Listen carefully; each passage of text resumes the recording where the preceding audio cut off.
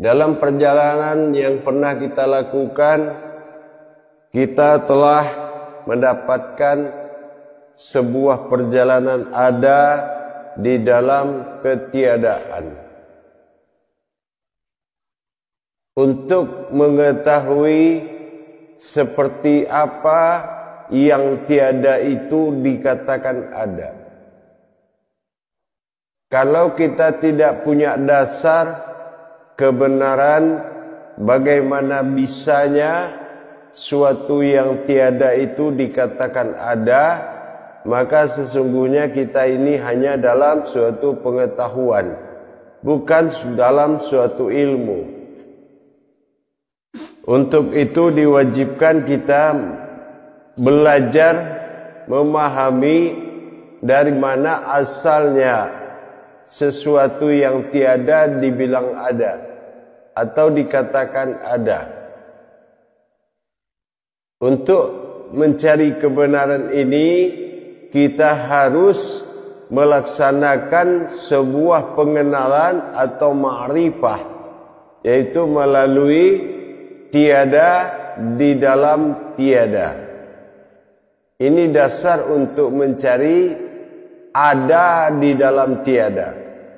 Karena kalau bahasa tiada itu seolah-olah tidak ada.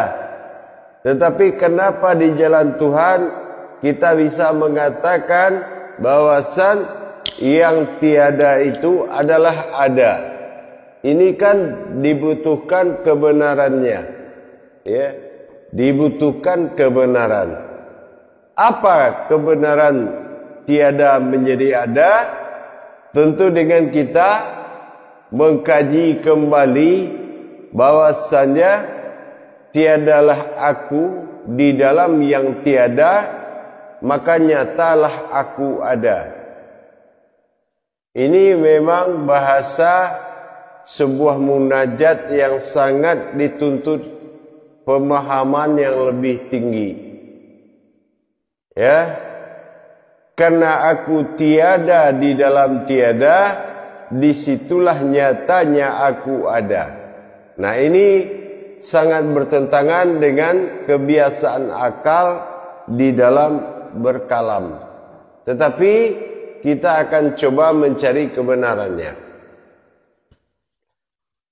Tiada adalah salah satu sifat sir bagi sebuah wujud, ya.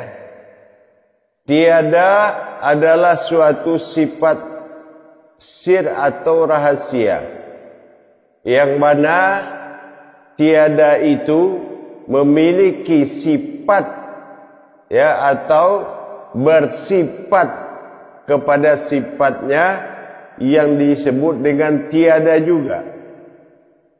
Ya, aku bersifat pada sifatku sendiri, artinya dalam makom tiada, dia bersifat kepada sifatnya yang tiada, ya, maka nyatalah aku ada.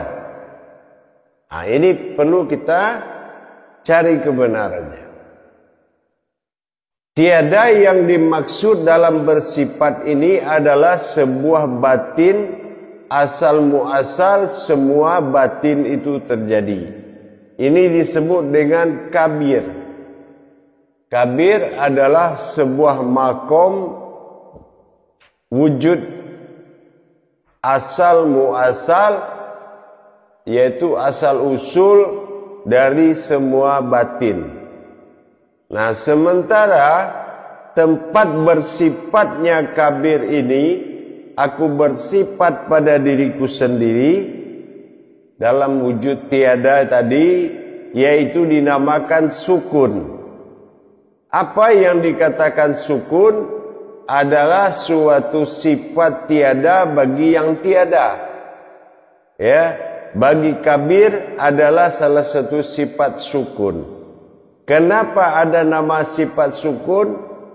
Karena setelah kabir bersifat kepada sifatnya, yaitu hayatnya, ternyata hayatnya yang kita kenal dengan sin atau hayat, itu leburnya hayat menjadi rahasia. atau menjadi sir. Jadi kalau sudah lebur sin menjadi sir, itu dinamakan sin alif domah usu. Ya, maka kun ini jadi. Jadi bersifatnya aku kepada sifatku dengan kodrat kun, tajalli kun, maka berubahlah sifatku menjadi sir atau rahasia, disebut sukun. Sukun ini dikatakan tiada, tetapi ada. Apa wujud sukun? Wujud sukun adalah wujud ma'rifah. Ma'rifah itu kodrat sebuah batin, ya, yang berwujud hitam. Ini dinamakan wujud sukun atau dikatakan sebuah wujud rahasia. Tetapi dia ada cuma berwujud hitam. Kalau laksana rohani wujudnya kuning. Tapi kalau wujud hitam sukun adalah suatu wujud alam yang diwujudkan oleh kabir. Nah, jadi kalau sudah bertemu sifat nyata kabir bagi Allah dalam alif kasroh a derajatnya dan bertajali kepada sukun sin, maka sin berubah jadi sukun atau rahasia, maka berdiri alif domah u. Artinya pertemuan itu menjadi sebuah kodrat diri rahasia yang disebut dengan au, ya, disebut dengan au, ya. Au itu adalah keakuan aku pada rahasiaku, karena au itu sudah ada sebelum semua wujud itu ada. Dan bagaimana tajalli au tadi sehingga dia bisa berwujud nyata? Nah, kita lihat tajallinya yaitu dalam kalam solat, yaitu dalam kalam takbir, ya. Allahu Akbar. Allah itu aku, akbar bertajalli dan bergerak. Nah, ini yang dikatakan kabir au, kabirau, ya.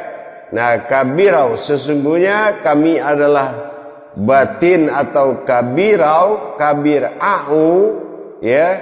Nah, kabirau walhamdulillah dan bertajalli, ya, hi kasirau menuju diri rahasia, hi kasirau dan wa subhanallah dan aku berwujud bernama Allah, hi muqratau wa asila dan nyatalah berbentuk dan berupa sila yang berupa lam alif atau disebut dengan jalalah, ya.